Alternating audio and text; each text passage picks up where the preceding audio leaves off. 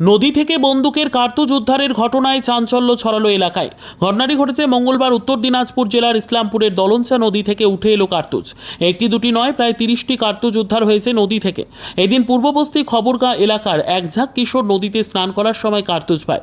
তারা কার্তুজকে খেলনা ভেবে নিজ নিজ বাড়ি নিয়ে যায় এবং খেলা করে।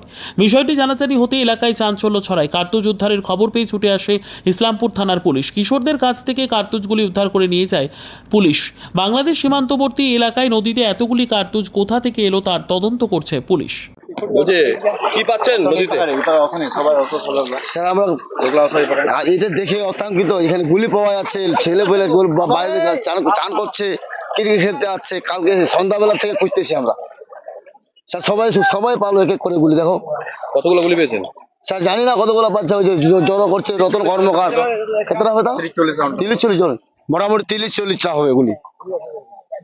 ভয় পাচ্ছেন আপনারা কি? না ভয় আর কি স্যার, আপনারা দেখেন, ওই জন্য আমরা পুলিশকে রিপোর্ট করলাম। আপনার মিডিয়া আছে, মিডিয়াতে রিপোর্ট করলো রতন কর্মকার। এটা কোন এলাকায়? হ্যাঁ এটা কোন এলাকা? এটা আমাদের পূর্ববস্তি খবরগাঁও, আমাদের হিন্দুপাড়া। নদীর নাম? নদীর নাম খবরগাঁও, দলনচা নদী। হ্যাঁ এটা। হ্যাঁ আপনার নাম কি? আমার নাম খড়গুন্দ সিংহ।